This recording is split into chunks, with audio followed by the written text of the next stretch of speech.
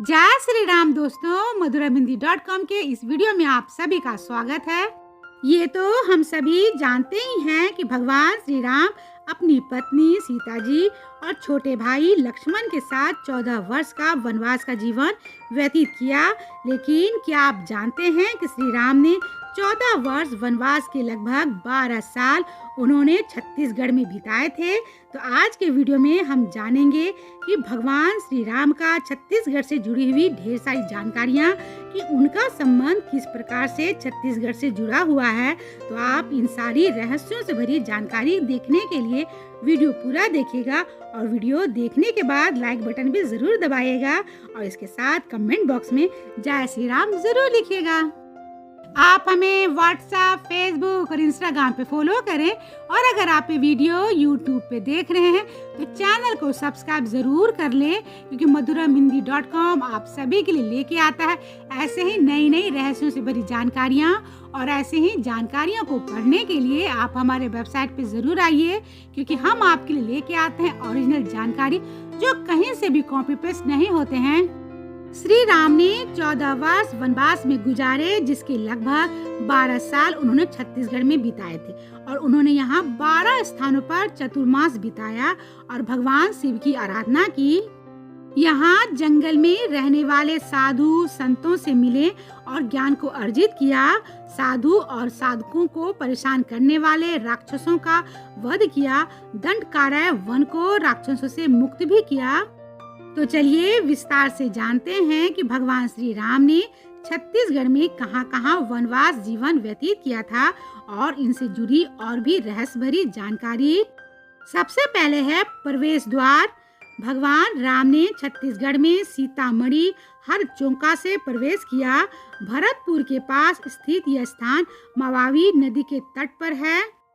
मवावी नदी के तट पर स्थित गुफा को काटकर 17 कक्ष बनाए गए, जहां रहकर श्री राम ने शिव की आराधना की और यहां शिवलिंग स्थापित किया।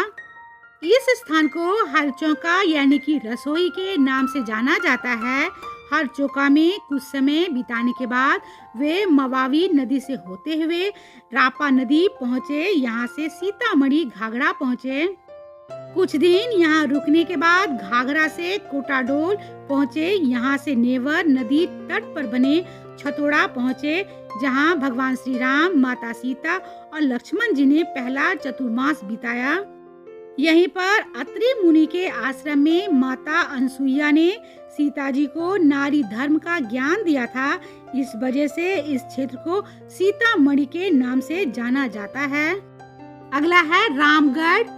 छतोड़ा आश्रम से देवसील होकर रामगढ़ की तलहटी से होते हुए तीनों सोलहट पहुँचे। यहाँ सीता बोगरा और जोगी मारा गुफा में दूसरा चतुर्मास बिताया। यहाँ हासदो नदी का उद्गम हुआ है।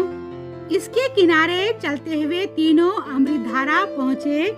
यहाँ कुछ दिन रहने के बाद जटाशंकरी गुफा और फिर बैकुंठपुर होते हुए पटना देवगढ़ आए और आगे सूरजपुर में रेन नदी के तट पे पहुँचे।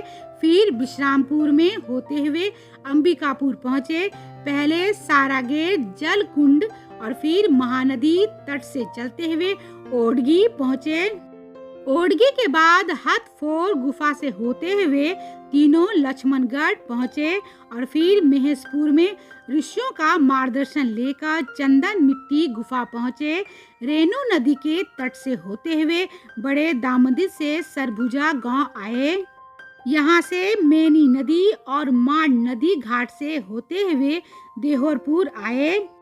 रक्सड गंडा में हजारों राक्षसों का वध किया और फिर किला में तीसरा चतुर्मास बिताया और फिर धर्मजयगढ़ पहुँचे।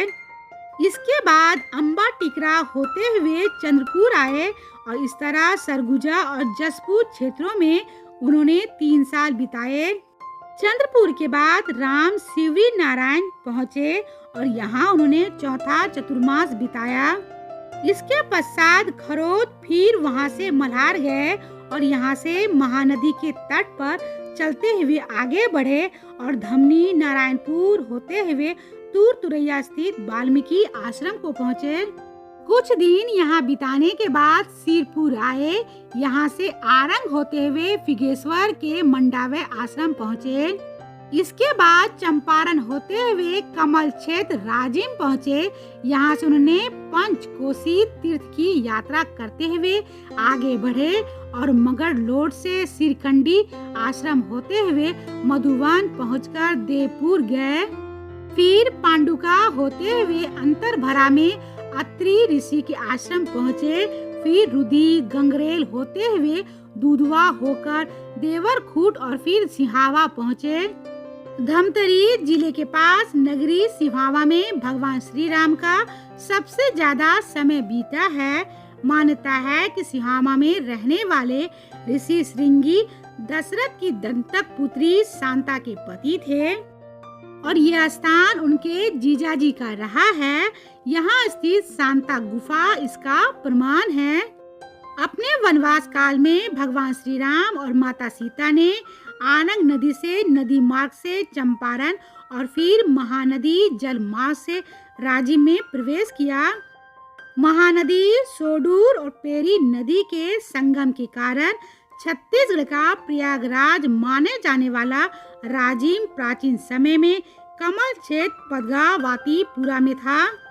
लोमेश ऋषि के आश्रम में कुछ समय बिताने के बाद कुलेश्वर महादेव की स्थापना करके और फिर उनका पूजन करके पंचकोशी की यात्रा की थी। पौराणिक और ऐतिहासिक ग्रंथों में रामगिरी पर्वत का उल्लेख है। सरगुजा जिला का यही रामगिरी रामगढ़ पर्वत है और यहाँ स्थित सीता बेगरा जोगी मारा गुफा की रंगशाला को विश्व की सबसे प्राचीन रंगशाला मानी जाती है। वन गमन काल में श्री रामचंद्र जी के साथ सीता जी ने यहाँ कुछ दिन बिताया था, जिसके कारण इस गुफा का नाम सीता बेगरा पड़ा। अयोध्या से निकलने के बाद सबसे पहले राम, सीता और लक्ष्मण जी तमसा नदी पहुँचे थे। यहाँ से प्रयागराज होते हुए वो श्रृंगवेरपुर पहुँचे, जहाँ उनकी मुलाकात निषाद राज गुहा से हुई थी। वर्तमान में यह स्थान सिंह रोड के नाम से जाना जाता है। यहीं से निषाद राज की नाव में सवार होकर उन्होंने गंगा नदी पार की थी। नदी के दूसरी तरफ करई नाम की जगह पर उन्होंने कुछ देर विश्राम भी किया था। प्रयागराज के बाद भगवान राम मध्य प्रदेश के चित्रकूट पहुँचे थे, तो यहीं पर भरत ने राजा दशरथ की मृत्यु का समाचार लेके पहुँचे थे। राम वापस चलने को तैयार नहीं हुए तो भरत ने उनकी चरण पादुका लेकर लौट आए थे। चित्रकूट के वन में अत्रि ऋषि का आश्रम था, जिसके समक्ष में भगवान राम ने कुछ समय बिताए और अत्रि ऋषि के आश्रम के बाद दंड कार्य भी शुरू होता है। चंद्रवंशीय राजाओं के नाम से चंद्रपुरी कहलाने वाला ग्राम चंद्रखुरी माता कौशल्या की जन्म स्थली और मर्यादा पुरुषोत्तम श्री राम का ननिहाल है। राजधानी रायपुर से 27 किलोमीटर की दूरी और दुर्ग जिला में स्थित 126 तालाबों वाले इस गांव में जलसेन तालाब के बीच में भारत का एकमात्र माता कौशल्या का ऐतिहासिक मंदिर स्थित है, जिसमें पुत्र रामचंद्र जी माता जी की गोद में बैठे हुए हैं। जांजगीर चांपा जिले में प्राकृतिक सौंदर्य से परिपूर्ण शिवनाथ जोग और महानदी का त्रिवेणी संगम स्थल शिवरी नारायण है। इस विष्णुकाक्षी तीर्थ का संबंध सबरी और नारायण से होने के कारण इसे सबरी नारायण या फिर शिवरी नारायण कहा जाता है। मान्यता है कि इस स्थान पर माता सबरी ने प्रेमवश बेर चख कर मीठे बेर श्री राम जी को खिलाए थे। यहाँ पे कृष्णा वट वृक्ष के पत्ते दोने जैसे हैं, जो कि विश्व विख्यात हैं। आपको ये वीडियो कैसा लगा कमेंट करके जरूर बताइएगा और वीडियो को लाइक भी जरूर कीजिएगा। और आप सभी इस वीडियो को देखने के बाद जान ही गए होंगे कि छत्तीसगढ़ के रोम रोम में बसे हैं श्री राम, तो एक बार अपने जीवन काल में अयोध्या जी और भगवान श्री राम के ननिहाल छत्तीसगढ़ में जरूर आइए। तो मिलते हैं madhuramhindi.com के अगले वीडियो में एक ऐसे ही रहस्य से भरी जानकारी के साथ। तब तक आप अपना और अपनों का ख्याल रखिएगा। जय श्री राम।